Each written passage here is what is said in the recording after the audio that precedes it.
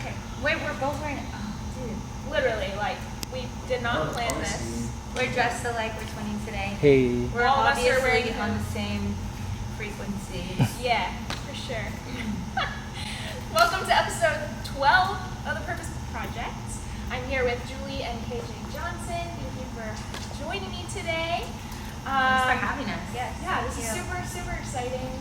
This is a big project of ours because we attended 3 different rehearsals of yours and got to see so much. So to be able to incorporate that into my research and the interviewing is like ridiculous. So I want to start off with where and when did it all begin for you as far as like dance? Well, she's older, so she can go first. You were here on the planet first.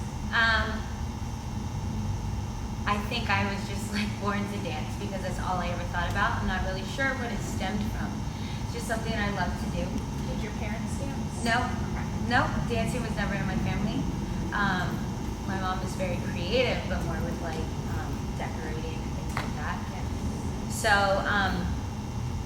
I love dancing, and I did not get into it in a studio when I was younger because they told me I had to wear tights and take ballet, and I was just not about that. So I pretty much learned everything, from Janet, Paula Abdul, Michael Jackson, on TV. Yeah, girls just want to have fun. You watched the chorus line a lot when you were a little kid, mom and dad did. Yeah. Stuff like that. So I was just really influenced by stuff on movies, television, stuff like that. And then when I was in 8th grade, I'm trying not to tell you my whole entire life story, so let me try to figure this out. We moved to Florida when I was 6 years old, and I would go around the neighborhood and knock on the door and be like, "Hi, do you have a daughter?" And then if they said yes, I'd be like, "Do you want to come over to my house and go dance with me?" So I had like all the kids in the neighborhood just watching me dance. I'd be putting on talent shows in my garage, stuff like that. Again, only influenced by stuff that I was learning from movies, TV shows, things like that. And then when I was in 8th grade, my friend introduced me to this cheerleading director, and she said, "This is my friend Julie. She wants to show you a dance she made up." So I showed her one of my dances, and then right after that, she asked me to become her choreographer. And so I had no experience in cheerleading, but that type of dancing was kind of like similar to what, I saw the Fly Girls doing. I mean, it was the closest thing to it because back then there was like no hip hop being taught in the area. So, Yeah, Roundhouse was a big. Roundhouse There's a was television similar show that to was really cool. It was for like a teen-based In Living Color, because in Living Color is more directed towards adults, yeah. obviously. And I don't know if it was on Nickelodeon or something. Yeah, Roundhouse. But they always have really cool choreography, like in between their little skits. And I remember she'd always videotape everything, and then we would try to learn it. We But rewind it, yeah. rewind it, It was play. like this funk. It was like new at the time. No one was really doing stuff like that. So. And she was kind of like my test dummy because we would see things and I would be like, "Okay, you're learning this," because I'm 6.5 years older. Almost 7. Yeah, Gotta include almost that 7. 6.5. Get that in there, okay? And so I would, make her do all these lifts with me. She was like anything I was into, she was into because I kind of like by forced her. default, like it was, She had no option. I made her do it. But anyway, so when I was in 8th grade, I showed this lady, her name is Gina Evans, a dance, and then she asked me to, come on and choreograph her cheer routines. From there, I started choreographing routines for the UCF cheerleaders, and I was only like 15, 16 years old. So that's kind of like what launched my career, and I did that all the way until they started hip hop dancing, which was about like 2001, right? 2002. It started getting really big, especially in 2002, where the competition circuit that we were involved in with cheer and their dance portion. That's when they really started to introduce like first they called it like all style funk, and then they actually had a hip hop category. And so it's probably around 2000, 2001. That's when you started. Right. Really That's when that's when I started competing in that division, and then like by 2000. I would say like 3 or 4. It got so big that I quit coaching cheer and choreographing for that and just transferred over to She had her own dance program by then. Wow. So, and then I ran into one of the most incredible people. His name's Tony Czar. I met him and instantly we were like family. Here. Connected. In this building, yeah. And then we became really good friends, and then he had a group called Under a Groove with a lady named Dana. they were both very influential in my life, and They're involved with culture shock too, so like that's how I found the Jabberwockies. In 2004, I saw a video. Again, before YouTube. Yeah. So this is, I discovered the Jabberwockies and some other teams, and I was just hooked. That's how she used to go to the culture shock showcase and she would buy the DVD. The DVD. And would come home and like I would like steal it from her when she wasn't home, and I would like watch all these videos, and one of my favorites was always the Jabberwockies because it was so cool. It was like nothing that, they were the first of their kind. So like that's how I found out about the Jabberwockies, is through you competing at the culture shock showcase. Was that in San Diego? Yeah, that was in San Diego, and you actually had to be invited to that. So the way I got to go was with the group that Tony recruited me for, called Under a Group. So we would go out there, we would go to DC and compete, and if you win, then you get invited to the showcase. So it was invitation only. So the next year, I tried to take my company, which at the time was called Studio One, and it was an 18 and younger. It wasn't the adult group yet.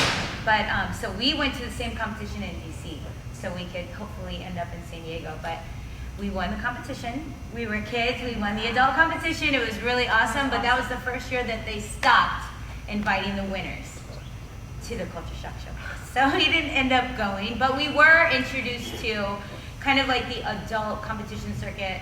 It's like a whole new world. Yeah, it We're was not completely used to. different from what we were used to. So that was really interesting. Great experience. And from that point on, we started traveling to California, New York. We started doing World of Dance. Back then, we did something called Fusion. We did really well at that, and then in 2010, I took basically like 8 of my dancers, and we went on America's Got Talent. We made it to the top 10 on there. We got to go on tour around the United States. You guys even made it past the top 10, didn't you? You guys were like top 5, weren't you? You guys were like one of the last few acts of the season. Yeah. Like remaining last standing. Yeah, it was really exciting. They were, we like to think that they were beyond their time back then. They were incorporating different types of acrobatics, gymnastics, tricks with their dancing, which we hadn't seen a lot of people do. They totally were ahead of their time. They were. I mean, I'd like They're to really think that, talented for their age, 1, and then 2. Yeah, it wasn't dancing hadn't really like gone in that direction yet with tricks and different elements, and it was definitely. And those dancers that were those 8, they are doing the most incredible things right now Still, yes. in their careers. Yes, we have one of the girls dancing for Paula, Nicki Minaj. She's just booked everywhere. Kelly. Yes. And then you have Daquan, who is in. He worked with Missy. He's now doing a Cirque show overseas in He's Europe. touring with Cirque. He did stuff with Ludacris. I mean, he did Kendrick. Yeah. He did the Grammys with Kendrick. So He's been doing a lot. I'm so blessed that I got to work with these people. They're so rare and so And the talented. brothers, have you ever heard of Dempsey? Yeah. And the And Woe Woe. song? Yeah. That's them. So we're Yeah. like, anytime. And then we're like, Marissa "Love went song." on to be like a PA. Yeah. She ended up she had so many wrist injuries and had surgery so many times that when she was little, she's like, I'm going to grow up to be a doctor because I want to fix, because they messed up her wrist so many times. She's like, I want to make sure I do it right. And so she dedicated her life to that. Now she's doing that. And so, And everybody's, Bianca was on it. Bianca's doing fantastic in LA. Yeah. Wasn't Marley? And Marley was on it Marley, as of well. course, And Marley Hightower, she was 10 years old at the time. Now they own a studio, and she's all over. She is all over. They're all doing the most incredible things. Like That must feel good. Yeah, it does. It They feels were really an good. awesome group of. They were so talented back then, even as kids. Like you said, Marley, when she was so little, she came at 8, and you could tell that she was just like that was those She was people meant for that that. she picked You know were what I mean? like superstars already. It was evident that was. That they were like going a to go great far group of in life. kids. Yeah. And I'm so thankful that I had, a part of their journey. It was kind of like springboarding them to where they are now. And I'm just very lucky that I get to work with people like that. So anyway, that's pretty much like how it happens. It's like a snowball effect. I've always just kind of like chased my passion. I've never been one of those people that are like, oh, when I'm, at this age I'm going to do this, and this age I'm going to do this. All I could ever see was dancing. This is something that I wanted. It was a fire that just burned inside of me, and I just kept doing it. And then the Lord kept opening doors for me, with every different, I would say, opportunity, and I took on every challenge that came my way. Still here, still doing it. Still here. 20 years later. Literally here. Yeah, literally in the same building. That's a beautiful trajectory from dancer to choreographer at such a young age, Mhm. and just to be self-taught from videos and Yeah. make it this far. When I turned 20, I started traveling to New York and LA, and then I would come back and I had my program at that time, and I would teach them everything that I was learning. So every time I was going and growing myself, I made sure to bring it back and continue to grow the community. Yeah. Right. Yeah. Was it hard for you when you first were in like a studio setting, as far as like keeping up with choreography, because you were so used to just like having that video connection? Definitely the first class. The first class I took, It like kind of made you good though, because I feel like you learned so fast. Like I learned fast. from I watching. thought She's really good at like watching and like taking stuff. Yeah. I do learn from That's a good watching, skill to have. and it is really important also to know how you learn. Yeah. Because one thing, first I'll answer this. On my first class, I took from Teresa Espinoza, and she said, all right, here we go, 5, 6, 7, 8, 1E and a 2E, and I was like, oh my gosh. It just flew so far over my head, and I actually walked out of the class. I'm ashamed to say it. I gave up. I was so discouraged. It was my first class in LA. I thought, I'm going to go out there, I'm going to kill this. I thought I was going to do much better than I did, but reality slapped me across the face. Yeah, And it was a wake-up call. yeah, it was a big wake-up call. Of course I didn't stop there, but the more classes I took, the more I realized that I do learn by watching. And when I try to break it down, I get centipede syndrome, and I can't put it back together because it's like I would think say about it. That is like it is true. Like she's so like she's a true natural. Like watch it, does so much better. If she listens to somebody try to break it down, she just kind of has to be like blah blah blah. I That's can't, when it gets really and it weird. looks really You tell her to put her arm disrespectful like this, because or like that's when it gets. I can't think about it. I have to just watch She and just copy. sees where it's supposed to Yeah. be, and she's lucky So if that I'm- she has that skill set where she can retract and Yeah. sponge. Copy. Yes. Copy and then Copy regurgitate. paste. Yeah, because in class, like, I try to pay attention, but it just does not, I'm not good at it. So I have to like zone out and pretend like I'm paying attention, which can look really disrespectful, but it's not meaning to be. And you know what? I have to relate that to one of my dancers, Kalina. She learned so fast. She learned so fast that she would watch it literally 1 or 2 times and get the whole entire thing, and she would have it like the best. Like and perfect, instant. yeah, and Clarissa's like that too. Yeah. Or they just watch where Kalina she would kind of like walk around in the back, and at first, before I knew this about her, I'd be like, girl, can you just pay attention? Yeah. And she'd be like, I'm sorry, Jules, I'm so bored, I'm trying to learn this, but I already know it. And so there would be times where we'd all be learning something, and she would go in the other room and like tumble, and I'd be like, just let her go do her thing. Yeah. Because she needed to be challenged, you know what I mean? So it's important to learn how you learn, what methods you learn by, and also if you're a teacher, just pay attention to how your students learn, because you want to be able to keep everybody's attention. Like those kids that learn really quickly, they still need to be challenged too. So it is a really difficult thing to balance sometimes, because sometimes you have to go really slow and break it down a certain way, but then there are those people that learn like that, and they just Well, I think that's why you do so well coaching too, because you understand how people like you recognizing how you learn different, translated to Kelly, and then Right. so you have like this wide, range of yes people you yes. can accommodate to that you're Mhm. training. So it's probably why it's worked so well for you. So many years. So, yeah. Tell me about your relationship as sisters. You want to tell it? Do you want to tell it, or do you want me to tell it? I mean, we could both talk. It's funny. It's good. I mean, it's like a sister relationship. It's Growing up, she was my little test dummy, like I said. So when I got into cheerleading, she was forced into being a flyer. And she would be like, no! And I'd be like, shut up! Put your feet together! Like, we're fighting, screaming, while we're holding her up in the air, me and my friends, like in our front yard. yeah. It's Um, it was. But like through It all the made you things good. it did, like it made me, ironically, like made me fearless to like She a was- certain degree. But yeah. like, yeah. She was an incredible cheerleader, an incredible dancer, incredible performer. Again, it was kind of by default that she got sucked into it. Yeah. When I was little, I would be dancing with me and my friends. I'd be like, follow me, and I'm like freestyling, they're freestyling behind me, and my sister would just kind of be in the middle of all of us. Yeah. And we have videos of her literally like dancing with us and then going and pushing stop over and over again. They But did do that, yes.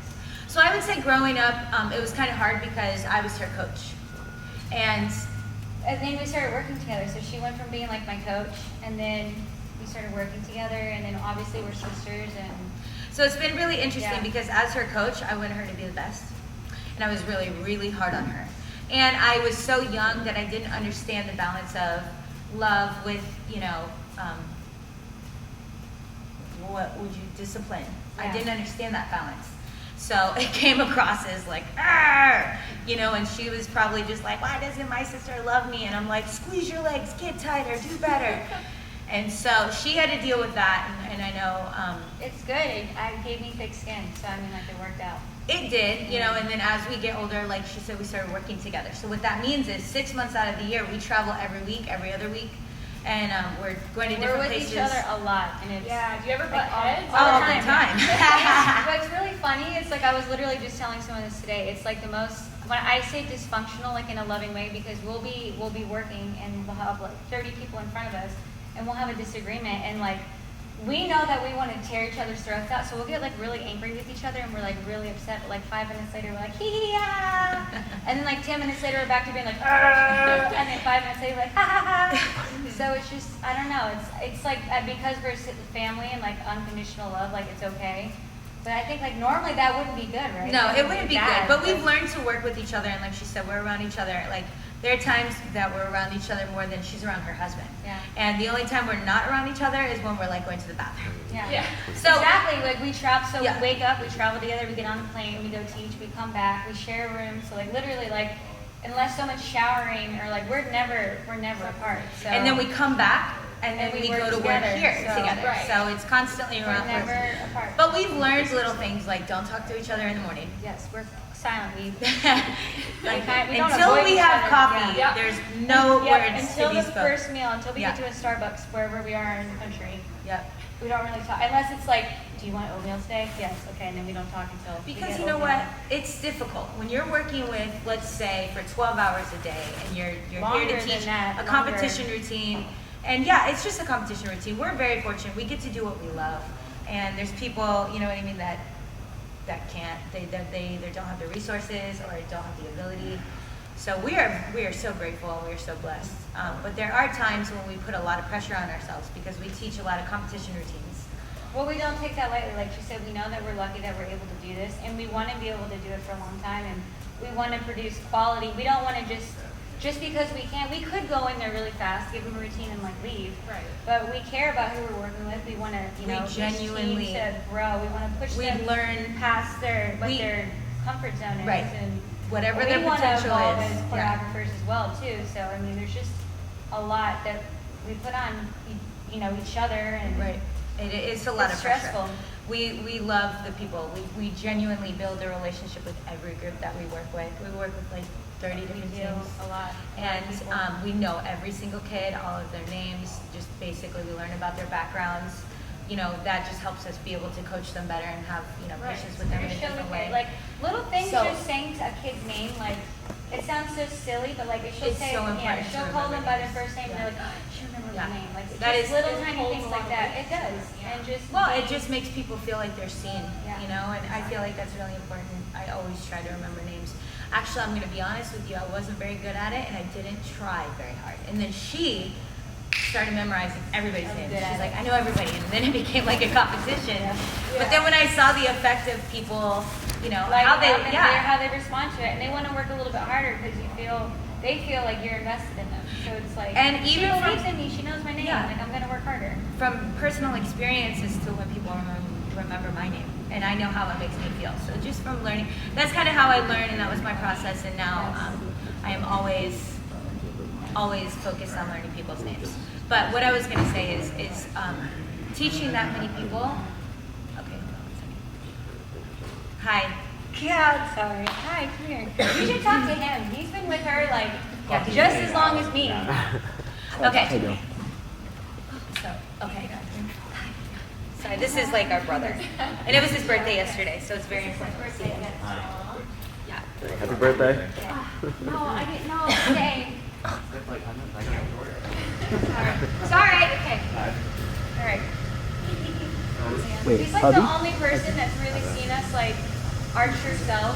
Like very rarely do people like get to see like who we are because we have to be really protective. Even with her because I'm protective of her because that's just a whole other thing. But it's cool for him because he knows like we will fight with each other. He's seen He everything. sees the raw. He knows us.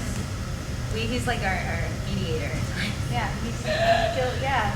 Radio station, yeah. But again, so we cared so deeply about the people that we work with, and we want to give them the best routine we can for to challenge them and to give them the best chance. And I don't know why I put so much pressure on myself, but I do. And that pressure alone, it's like you're giving all of yourself. And sometimes we'll go in and we'll be there working for 12 hours with like a little break here and a little break here for lunch and dinner. And Even so longer than 12 hours. coming home after that, you're just like, and then so trying to interact with each other at that point is just like, be quiet, let me refuel. Yeah. So that was kind of like where I was going with, how much we invest into the people we're around. Is there a certain quality that she has that you wish you had more of? Yeah, she sees, okay, so her superpower is she sees the truth. And she can see the good and bad in people right away. And so she'll be like, slow your roll, where my gift. Her heart is so big and so pure that she sees the best in people. She wants to give them the benefit of the doubt every single time. My Like superpower, always. that's my superpower, is seeing the good in people and seeing people's potential. So that helps me push people to their potential past what they realize that they can go. And so I'm very forgiving. I overlook things. And sometimes it's forgiving to a fault. And she'll be there to be like, whoa, whoa, whoa. I see this, this, and this. I need you to reevaluate. And I'm like, okay. So I'll take a step back and I'll be like, okay, you're right.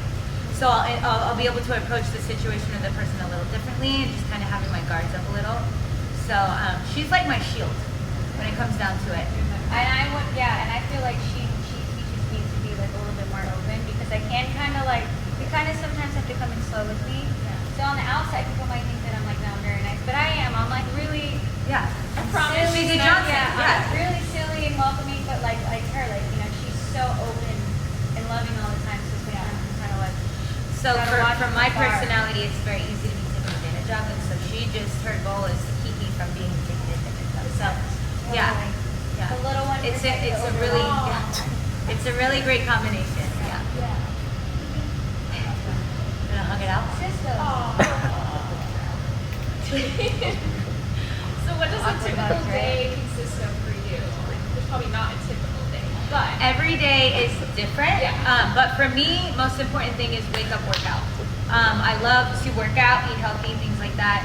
It is not a goal to try to be skinnier or fit or this or that. It is strictly to be healthy. I am in a better mood. I feel like sometimes I have so much energy, I'm like a dog. And if I don't work out, if I'm not walked, then I just kind of like my emotions. She's so much easier to be around. No offense, she's easier Yeah. to be around after she works out and gets a good healthy meal in her. Yeah. So that's like first and foremost every single day. And then just depending on if we're in town, typically I'll let's say if I'm going to the Magic, I'll mix music, and then we'll go in, teach Magic, and then we'll rush right over to Funky Lumps until like 1 in the morning roughly. That's like average where we get out, and so that's a typical day for us. If we're traveling, it'll be wake up. Most of the time I won't have time to work out, and that's really sad because That's where our problems start when we travel. We have to wake up and we have to be at the airport so early. We don't get to do we'll have things practice we the night normally before. do. So we're both like kind of cranky. a little She needs to restless, can't work out. Yeah. I need to walk my dog. I need to be outside. So much. Yeah. And then we'll walk off the plane and go straight to teach. And like on our last job, we went to New York and it was 21 degrees. And we our all was there for luggage 4 got hours, lost. so that's, Our flight got delayed 4 hours and our luggage got lost. oh no. And so when we show up, we didn't have like a ton She of was stuff. in slides. I was She in like, slides. the thinnest pair of socks ever in these Nike slides, which obviously it's like. Yeah, I there's, went to like, China snow and on my the feet, ground. Yeah. my feet swelled up so big, and so I don't wear shoes anymore when I fly because I'm just so afraid of that happening again. I had a winter jacket and everything else, but I didn't have shoes. So we were 4 hours late, and so I had to go buy shoes. Like it was the craziest thing because we go into TJ Maxx and it's such a weird side story. And then I go to run and get shoes, and I'm running in there, and I get to my shoe size, which is really small. It's like a 5 and a 5 and a half. And the whole 5 and 6 were there were no shoes. It was like candles. So I'm like freaking out. I'm It was about to have a Christmas nervous time, too, breakdown. So it was like everything was already I gone. was like, I only have an hour and a half to teach. I have no shoes to teach in, and I'm just like, it's freezing. It's 20 degrees. But we found actually these are the shoes that we found. Yeah. I really like them. Now you like them. See, it worked out. Yeah. So it worked out. But most of the time, it's like you wake up, you teach, and then you go to sleep, and then you wake up and you do it again. Not even that. We wake up, we teach, we go back to the hotel, and then like we stay up for hours trying to like make the routine better, or like think of what we're gonna do next, or change the music, or rewatch the routine and be like, I hate this section, we're gonna have to rewatch this. And we never like get to go go to bed. Like we're still up. We end up sleeping for like a couple hours and then doing it all over again. And it's nonstop. So I have to tell myself day by day, job by job. I would come across people, there was a period of time where I would do nothing but listen to podcasts and different sermons, which I'm back to. I read the Bible every day and I'm constantly listening to sermons, constantly. And it checks me. It keeps me like, I want to be a better person. I want to be the best version of myself so I can help the people around me. Because if I'm not 100%, then I'm not able to give anything. And the biggest reward in my life is when I give something to somebody and I see them change. I see them grow from it. The return from that is it makes everything worthwhile. I will do this for the rest of my life because I see the impact that it has on people, and that is my reward. It has nothing to do with any finances or anything like that. So knowing what has helped me push through, I constantly try to I'll have a conversation where I just know a lot of people and what they're going through, and so if I come across something and it makes me think of that person, I'll post it for them, and a lot of other people are blessed by it, and sometimes it's for myself, sometimes it's just a reminder. But I know social media is a platform, and I try to be very careful with that because, number one, I know a lot of people, everybody has a following, but I don't know most of the people that follow me on social media or that I'm friends with, and so I really don't like putting my private life out there. I don't like putting my family out there. I'm very proud of them. I tell them to their face. Right. You know what I mean? I think it's a great tool to keep in touch with our family that lives in Ohio and stuff like that. So I love that, but that's one of the reasons I try to stay more private and try to just influence. I know that lives can be changed from using your voice on social media. And one day I'll have more time to hopefully, put more videos out of me speaking and just talking about different experiences and stuff like that. But there's a time for everything. I feel like I should get better when we go out of town places. Like I know that she's really good at public speaking, and then she'll kind of go, we'll take a break for a second. And, she'll start talking about it.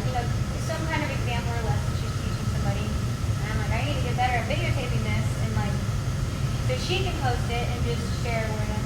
I feel like because we're very fortunate that we get to work with so many people face to face, that's kind of like where we're putting all of our time and effort in versus like on social media, which is still great because we can even reach even more people. And I need to but we do put so much time and effort into the people that we're with constantly that by the time we get home, the last thing we're thinking about is social media. Yeah. I mean, there's 50 million other things because we just poured our hearts and souls into these. Yeah. Again, a time for everything. There will be a time when that comes. I don't want to say I'm a speaker and take pride in that because I'm kind of like Moses where I stutter a lot and I don't always make sense when I'm talking, but sometimes I'm in the moment and I feel like God just downloads something into my spirit and I'm able to just speak clearly. And I would almost say it's profound sometimes. It's your passion, your Yeah. light, it's just natural. And some people will be like, wow, can you say that again? And I'm like, I No, I really can't. feel like God just used me, and now I'm back to being just me, and it's your not there. gift. It's like it's gone. I blank out. Yeah, I've been used for that moment. But anything that I can just inspire people, because at the end of the day, some people get so caught up in their little world. They're looking at the world like this instead of the bigger picture. And sometimes we just need a friendly reminder, and that's what I hope to remind people is that, life is short, life is precious. We are blessed to be where we are right now, especially in this country with what we're doing. And so that's what I aspire to do is just remind people of, it's a choice and that you really do have control to change the situation that you're in. Let's transition into walks and passion. Okay. Your warm-ups for them are pretty intense. I remember watching them a couple times.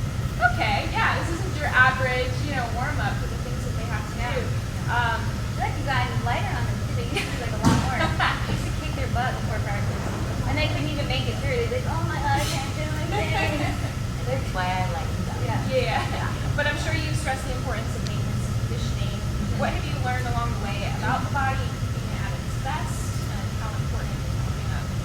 Well, what I've learned, just kind of like through my own practice, is how important it is to warm up the body first. When I was younger, we used to come in and just stretch, and it was cold. And, you know, it was just, we never felt like ready to go. So I've done some studying, and now we go through a pretty extensive warm up. We used to dance, and then, you know, and then kind of like get into it, but with Funky Wumps, we really stress the importance of like tricks and acrobatics and stuff like that, and so like that, the dance warm up was just not enough. Yeah, because because if we do so much more with them, they need to have like different strength. Not only, it's just dancing is not a good enough warm up for them. So we'll start off by warming up different parts of the body, whether it's your hips, and then we start doing light jogs and then lunges and things like that, and then we end with sprints. And then we go straight from that into our tumbling warm up. So we don't even stretch until the end of practice. But after their sprints, they're like pretty warmed up and ready to go. So and everybody's open to kind of like while they're waiting, they can stretch a little bit on their own if they need to, but we try not to stress that they should. We don't want them stretching too much until the end, until more of their cool down, then they get really into their stretch. So It seems to work. It's working. You know, not gonna lie, it helps. I mean, obviously everyone knows like being a dancer, you really have to take care of your body. And if you want to dance for a long time, you go to pharmacy. I mean, and nutrition goes along right next to that. And unfortunately, when you're an adult dancer, sometimes you don't either have enough time to meal prep, or maybe the finances aren't there, and so you go to McDonald's, which I have not had McDonald's in like 15 years. Yeah, and I'm not going to. You know, to each his own. So I'm not shaming anybody that does that, but it's definitely easier to go to the dollar menu than it is to go and get, you know, a really healthy meal, let's say, at Publix. That's like a whole nother conversation. But I do try to stress eat for function. You know, what you put in your body is like, you know, you wouldn't put sugar in your gas tank, it would go nowhere. So it's the same concept with your body. What you put in your body, that's how you're going to run, that's how you're going to function. So I really, really stress that, and I try to give them the best advice that I can. I am a whole food plant-based vegan, and she was until she got pregnant, and now she's a vegetarian. Craves those eggs. And so I do try to enlighten people about, you know, the whole plant-based movement. And just what it can do for your body, and try to point them in the right direction, and so that they can learn more about it. But I don't ever, you know, make anybody feel bad about eating meat. But they definitely pick on she's me. not, that's what's funny, she's not a meat shamer, but like they totally drag me. They totally do, yeah. But It's funny. yeah. And then they become vegan like a month later. You're like, I won't say I told you so, but yeah. How is magic different to the Wumps or Sisterhood All-Stars? Have you ever choreographed for the NBA before? Or is this No, I've been choreographing for them for like 13 years, but I would be hired to come in and teach one routine like every other month. And then it was a hip hop routine, because in the past, the magic was more jazz. And, they did multiple styles. Yeah, they did. Yeah, they just did a bunch of different styles.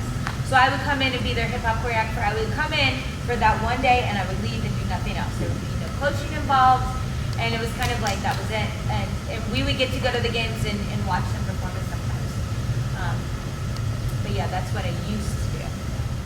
So now it's a completely different ball game. We are the in-house choreographers, and so pretty much we have to come up with a new routine almost every practice. Now, I am a perfectionist, so sometimes that'll drag out to the next practice. But it is the most, it's pretty intense. It's intense for both sides. It's like a learning curve too, because like the people on the team are super talented. And I feel like we're really lucky to be able to work with them, but it is an NBA game, and we have to remind ourselves that like, as much as her routines are always like jam-packed, layered with like tricks and this and that, and I'm constantly like not trying to, get out of it, but I'm like, remember, this is a basketball game, and we're lucky enough if people like sit in their seat and And and don't watch go to the us. bathroom And they during don't go to the class. bathroom, and they don't go get a beer, or they're not like looking at their phone. Like, so whenever I watch a video and I see like people actually watch them, I get so excited. So, It's like, crazy though, because even though I know that, I still like everything I do with my whole heart. You know what I mean? And so I can't be like, oh, okay, well, it's just that. You know, I still care. I still like put everything into it. we want So it to the be good for difference, the dancers too. It's like to have we something want to be challenged. We want to challenge them. and we want them to be proud of it. And I know it's stressful for them because they'll learn a brand new routine and I'll have tricks, and then sometimes I'll have to perform it the next day. And you know, some of them will be like, "Oh my gosh, I was so stressed out," and then I did it, and now I feel so great. And that goes back to me being able to see people's potential. So I will push them to the point where maybe they're freaking out, but then they do it and they realize I did it, you know. And then it's the payoff is so great because they're like, I cannot believe how amazing I feel that I pulled it off and we pulled it off together. And I think that that's something that is been really awesome because they have pushed past so many different boundaries that they thought they had, and now they're getting better. Like, Dude, especially dancers, like I have said it before, but like it's not just dancing. Like we introduce tricks and things like that. People maybe that never based a stunt or a lift, they're basing. I know someone in the team got excited, like I can't do a forward roll, and now I'm doing a forward roll in the routine, which some people might be like, oh, what's not a big deal, but for them, they're not used to doing dance routines like this with like different aerial skills and tumbling, incorporating things like that. So, and we'll teach it, and we'll teach a routine, and we clean it a little bit as we're going, but they have to go home and they have to practice it and they have to clean it on their own because it is like hit the ground running. Okay, next yeah, we routine. don't have time to literally. And There's no time, practice time to like dedicate to. So like she said with the magic, those dancers are so talented and they're learning so much choreography because the turnaround time is so fast. Whereas on Studio One, or even with Funky Ones, we have a lot more time. One routine for designated, like let's say 3 months. We have like, I'm not saying it's always like that, but if we have a goal and we have 3 months to kind of like tweak something, tweak it. or a month or whatever. With this one, they've pretty much done like our whole. We travel a lot, like she said, for choreography. We've taught them so many routines this season. It's already like past what we've done. Like they've literally learned so many routines. Like awesome. Yeah. So Including as how long was it? 10 minutes or 8 minutes? Or was it 6 minutes. We did a 6-minute halftime performance, like including everybody had a freestyle to kind of introduce them, but it was like a full 6-minute performance that kind of like went around each person's freestyle and like catered to it. Really, On top of I was learning, really proud of it. Yeah, and on top of learning other, their timeouts and all that other stuff. So it's really fun to work with them. Yeah, it's totally different, very challenging. I had to come up with a Christmas routine, which we got to choreograph to our favorite song, All I Want for Christmas is from Mariah Carey. I never thought I'd be able to choreograph to it, and I did, and it turned out great. We loved it. And then I had to come up with a Star Wars routine, and she was a Star Wars fan. She was supposed to do it, and then she got the flip. I got real sick. So I had to do it. I was like, oh my God, It turned out good. You did a good job. it worked out all right. You know, but whereas Funky Wonks, like, do you want me to keep talking about them, or do you want? Well, yeah, I was gonna lead into that. Okay. Leading like 20 plus personalities has to be challenging, right? Yes. Gotta be confident. Yeah. But the Funky Ones are so genuine, high feel. What did these guys teach you like on a daily basis? Okay. Well, I would say I've learned from my biggest mistakes on Studio One, which was it was not balanced. It was all work, no play. And so I was so strict. I was so focused on getting to that destination that I forgot to smile and laugh along the way and appreciate them. So one thing I applied to the Funky Ones is just to enjoy them, to work hard, but let them celebrate. And When it's time to celebrate, like if they've been working hard and we have time, like she always will we'll do something nice. Like, well, even pizza party or even something. if we're not doing something nice, like sometimes they'll bust out a song. Yeah. And I'll just sit back and I'll just let them sing it. Yeah. And sometimes I'll sing with them. Yeah. But I think one thing that from the beginning I was always myself around them. And I'm goofy and I'm crazy and I have a lot of I don't want to say. No, she's really quirky, but yeah. I can be really absent-minded sometimes and come off as an airhead. Yeah. And but I know I'm really intelligent. But me being able to be myself around them has allowed them to be able to be themselves. And so it's just a really great environment because It's a different dynamic than anything else that we do. Like it totally is. Because like we'll say they always roast each other. They'll even roast us. Like in other places that's like no, that will not happen. But like it because we're so close. like by roast means like make fun of. Yeah, they'll make fun of us. They like tear us down, and they tear each other down. Like in a loving way, and we let that happen. But I mean, like that's like probably the only team that we let that. Yeah. Yeah. Yeah, and it's they have enough grace with each other that they just kind of like let it roll off their back. Because they know it's like out of the Yeah. So it has been.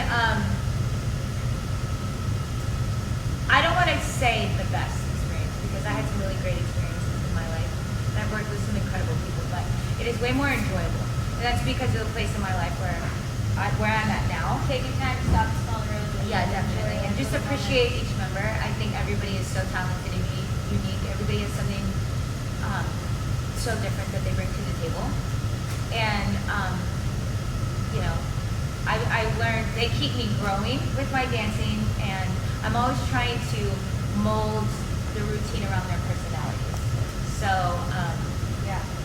There's a lot of personality. And I think that's what. I think the hardest part of coaching them is challenging them. Yeah. Because I think that there's so much talent on the team that So many sometimes different levels. yeah, we'll do a routine and it doesn't even scratch the surface of what they're capable of. You know, so that's probably the most difficult thing for them. Yeah, I mean, I'll speak for myself. Like even like thinking like of, am I allowed to like mention their names? Some of their names? Of course. Like I look at somebody like Nico and I see his dancing ability. Like I don't feel like there's really anything that'll teach him dancing wise because I think he's just amazing. All of them are. Yeah. But like what I can help him with his tricks, his performance, maybe like storytelling. with She's like the routine and queen of things like that. performing. So like I think being open with ourselves too and knowing like what our strengths are and being able to pull it out of them. So it's not just dance based. It's like there's so many different We areas. want them to that learn we how to really- entertain, how to Yeah. like just That's the most important thing I feel like we really focus on when people watch the Funky Ones, regardless if they know about dancing, if they're a fan of dancing, or if they're 8 or 80, we want them to be entertained. Literally, that's like what What? we focus on. We want it Y'all to hear be- that? We want it to be entertaining because Yeah. that's like our biggest thing with the Funky Ones. It's so important that everyone can smile and laugh and enjoy it. And I have so much to talk about. I don't know what your next question is, but okay. So I've competed for 20 years, and won some, lost some, all of that great stuff. And to me, it's like the rat race. You can work so hard, and then you win, and then it's like the next day it starts all over, and then it's like okay, you work hard, and then you win, and the next day, or you lose, and it's like chasing the wind. It's something that it feels great. We accomplished a lot. I'm so proud of everybody. I'm so proud of myself. But what is there? We want to find something that's more, I don't want to say more meaningful because that is meaningful, and it just depends on where everybody's at. I know what you're saying. it started to get, I think one year what really stuck out to us is we had a team that was really talented, but we also knew there was people that were able to walk on this team and like win a world championship title, and they were just doing it just to win, you know what I mean? They were doing it to be a part with their friends. Yes, that really they were there. Half was there, like and the other half was and they kind of just like- kind of, it was just like showing up, and they were just like a body on the floor, and they kind of got annoyed. And they were really because difficult to coach. That's why it was so hard for us because they didn't care. They didn't care, and it was like, why are you even here? So it started to like, make us reevaluate what we were doing. Because we were pouring everything into what we were doing. And what were we competing teaching these people that were just showing up and not giving effort to, work hard? Like they weren't. That's another thing that we really care about. We want people to work hard, and if you're not trying that hard, it's just like, oh. We feel like this is something that we devote our life and our time and our passion to, and we want it to be matched. So I feel like that's fair. Just show up and be present. That's all. And try your hardest. Just try your hardest for you, for your team, for everybody around you, for your parents that are paying for this. And you'll thank yourself later because you're gonna learn something. Because it along the doesn't way. even, like, this skill doesn't even matter. We've worked with people that, honestly, when they start the season, like, they say this, they're awful. But they have so much heart and dedication that they will work, and by the end of the season, they're, like, one of the best ones. Oh yeah. So it has nothing to do with, like, skill set. Like, if you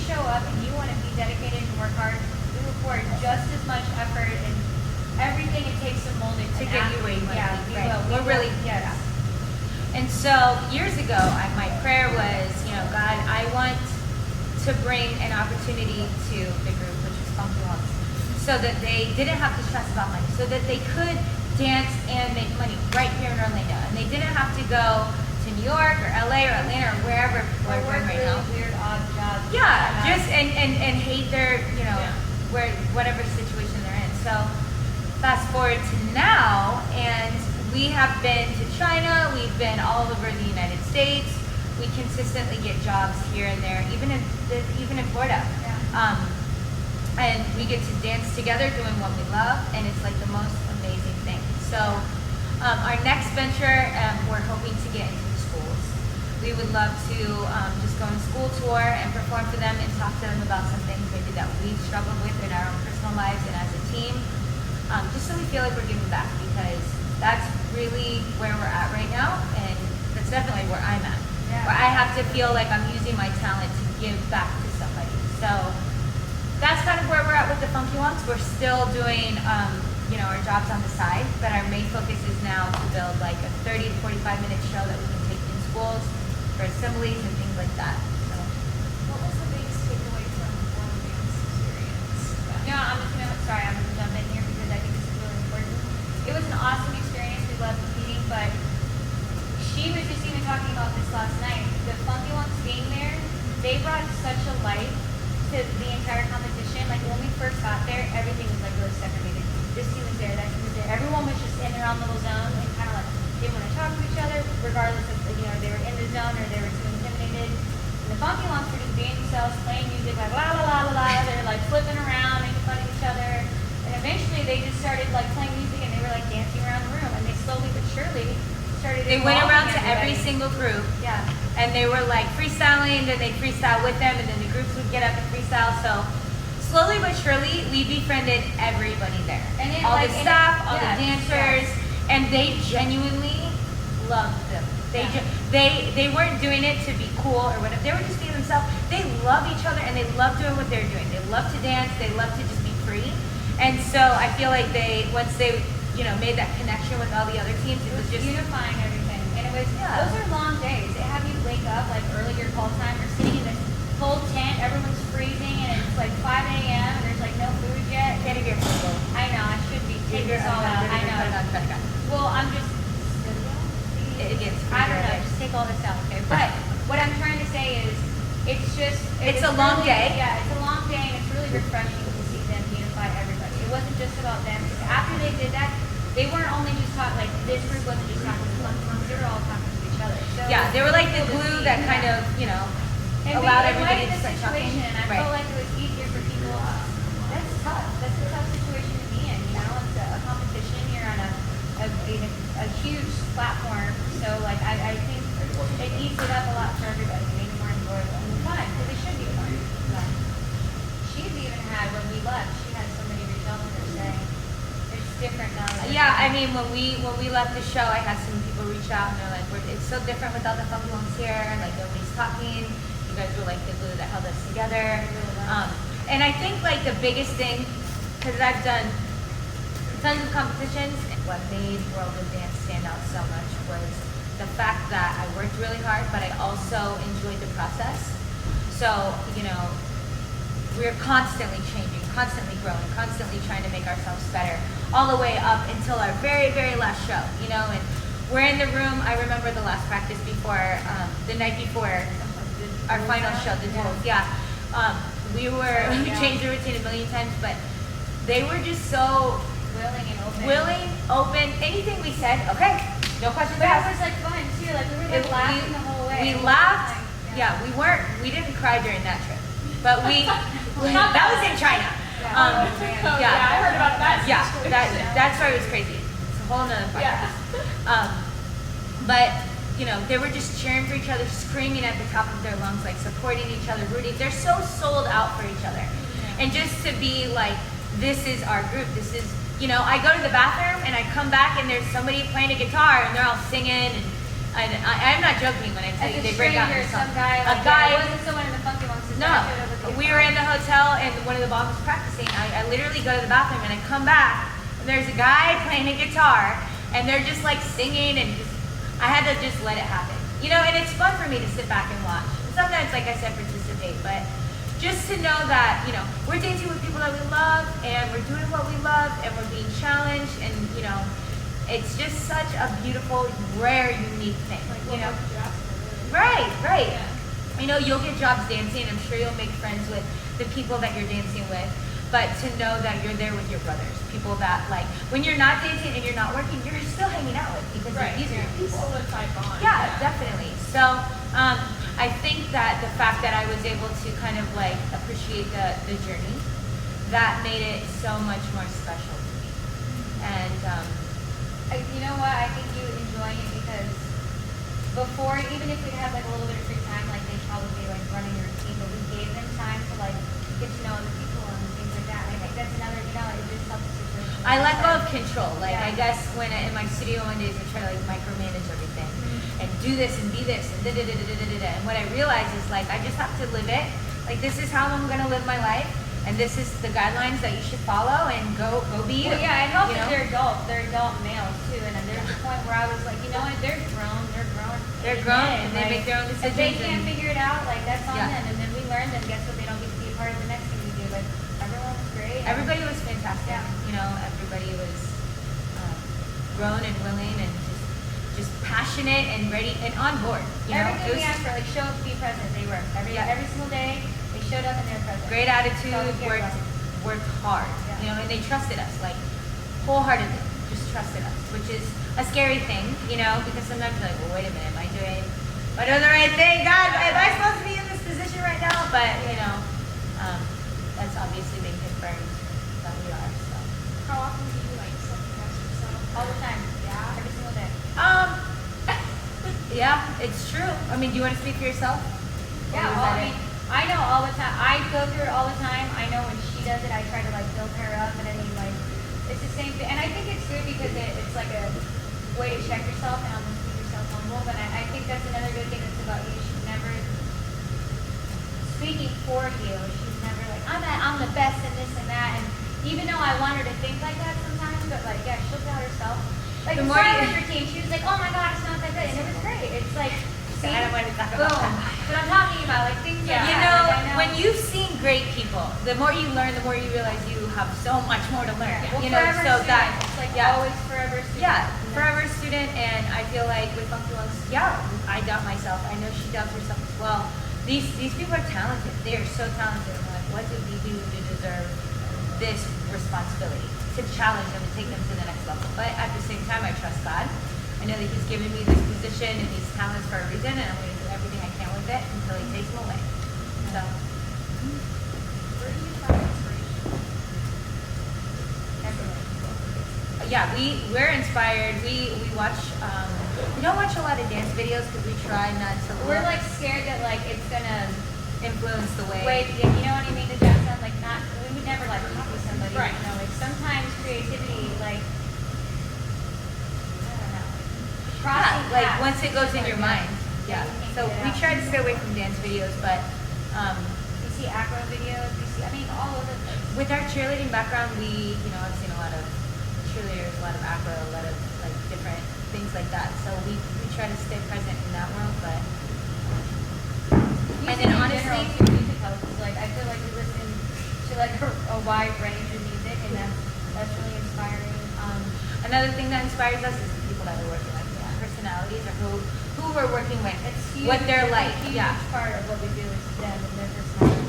I can't even tell you just even this year how many times we even with the team in Pittsburgh that we work with, you know, we try to do this one routine and we just didn't feel inspired, and finally it was that whole love routine. There's so many different personalities that we could kind of pull from, but it ended up working out. Yeah, it ended up working out. We flew to Pittsburgh to teach 3 routines, and we basically scratched 2 of the 3 that we were teaching, and then flew back out another time to reteach 2 brand new routines. So I say it's stressful because we don't live there, so it's stressful to get out there and everything like that. So, but yeah, we definitely get our inspiration from the people that we're teaching, because we teach some pretty incredible people, and I think that's really important to know. The personalities you're working with, so you can cater toward them. That's lots and just we do there's so many people all over the United States that we work with, and it's really cool to see like everyone's kind of different and like a little talent. They bring like the East Coast might be good at this, and like over further west, or it's like we go to this place in New Mexico, and all of their younger kids are like amazing. They're head spinners. They're like No 5 one- years yeah. old doing head spins. No one on the Like, East oh my Coast does gosh. stuff like that, but we go over to New Mexico, and these little freaks are like little They train B-boys in and windmills girls. It's and crazy. head spins like early. Yeah. And we're So like, you have a what? team full of like UK kids that are already like Or even doing- minis. Yeah, doing head spins, and it's just it's really cool to see different parts of the country like their strengths are and what they focus on. They feel dancing comfortable on. with. Yeah. Has your work taken you internationally? I know you mentioned China. Yes. Are there other instances you learned from those? We've been to Austria, we've been to England, you've been to Russia. Wait, hold on. China a couple times. Yeah. China, Austria. Were we in Berlin? I can't even remember. Oh my god, I feel sorry. Pregnant. We've done some TV shows. Oh, that's right. Oh, that was funny because they were like speaking. They were speaking Austrian or something. Were they? Were we? I think it's German. Were they speaking German and Austrian? Oh my god, don't put that in there. But they were speaking. We didn't even know what they were saying. You know what's hilarious is we show up and I'm like, I did not, so it's an airhead. Didn't realize they spoke German, and so we were at the airport and I bought Oh my god. a translation book, but it was German to She English. did it backwards. She got German to English, and she's like, "Here, I got this book." I'm like, This isn't helping. I'm like, "I'm not German." I'm like, "I'm gonna do all this backwards. This is really hard." Yeah. Traveling is so good for the soul. I think everyone should travel. Yeah. It gives you peace of mind. It keeps you humble. It makes you appreciate the things you have. Helps you, yeah. And I would say what we did when we were in China with the monks, we were supposed to do the Dolce & Gabbana fashion show. You can look that up online. If People- anyone's curious what happened there. Yeah, you look can it up. that online. Yeah, he did a great show. But definitely, I've learned from other people's work ethic. Because when we went there, we saw some of the people that were the stage directors. They were from Italy, and there were some teams from Canada, and there were teams, literally from all over the place. So, but Sorry, You're just just laughing laughing at at it. it? No, I'm laughing at me that I said they're speaking Austrian. it's okay. I bought a book that was German to I can't English. believe I said that. It's fine. It's something I would say, Fun not if her. somebody- I know, seriously. She's a smart one.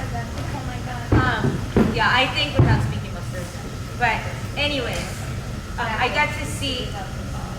Yeah, think about speaking. I do that too. Okay. My brain just goes and I can't keep up with it. But most of all, I've learned how people work so differently. And just the way sometimes their mannerisms, sometimes just their work ethic. Period. It's interesting to watch. We love to see it.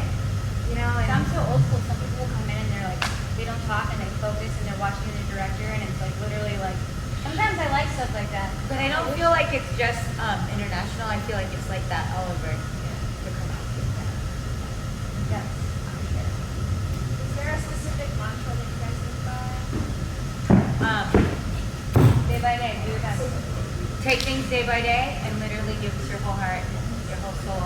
And If do you your are best. here, like wherever you are, be present. here, be now. Be here, be now. If Like, we're we'll- stuck somewhere else working, like I can't think about being home and being in Orlando. Like I have to. Like, we are here and we got to make the best of it, no matter what. No matter what cards we're dealt. every time, every once in a while we have this talk. It's reoccurring with Funky Wonks because I've just been working with them forever. But anytime we work with a team for the first time, or even the Magic, we say, guys, life is hard. There's a lot of stuff going on outside of these doors. But you're here to do one thing, and so when you walk through those doors, everything falls off. We're here now, and you're gonna give as much as you can to the people around you, because some people will come in and they're having a bad day, and it's not like they'll lash out, but sometimes they'll just stay real quiet. And I'm like, you have this bright light, and it's like throwing a blanket on it, and it's kind of like a black hole now, and you're sucking everybody's energy, to yours. Well, because it's So- like you can tell when someone's in a bad mood. And they're just It's like, what's absorbing wrong with everybody you? else's I'm like, good are you energy. okay? Right. And another thing that we always say too is like we have to remind ourselves like it's not about one's winning. Like sometimes we're put in their lives to, small lessons, or how we have our little pep talks with each other where we're like, this is bigger than us. We have to. Yeah, God, we know that you want to use us Yeah. through this dance, Yeah.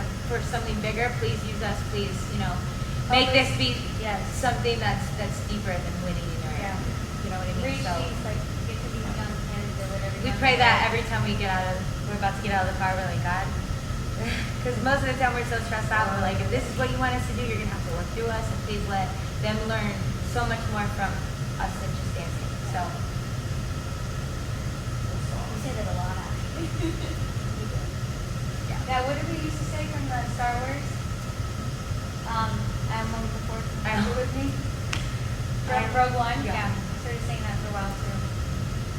And anytime like I start getting stressed out, she'll just whisper those little things to me, and I'm like,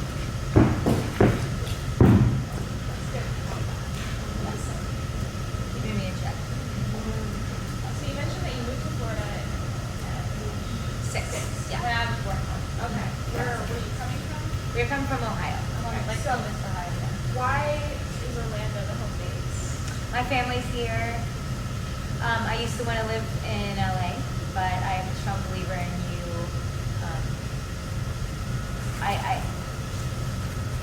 Everything I've always something has always kept me here. Whether it's been Studio One or like a relationship or Law of attraction. Yeah, I Everything believe that you wanted end up is, where- ended up falling in your lap. right. Sometimes the things that you want doesn't necessarily. That's not where God wants you. So I had to change my prayers instead of saying, God, I want this. I had to say, God, where do you want me?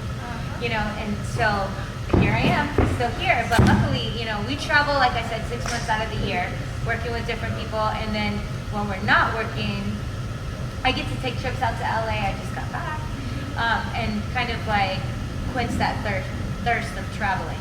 So everybody's life is Home different. base too, I think, because we travel so much. Like it's that much better when we're home. We're not here all the time, so when we are, we really get to appreciate it when that And the older I get, the more I love to be home. Yeah. And And we don't like cold either, so we're like, but I also just want to be with my family. I'm pretty close with everybody, and it's very important to me to see them as much as possible. And now I'm gonna be an aunt to a little baby girl.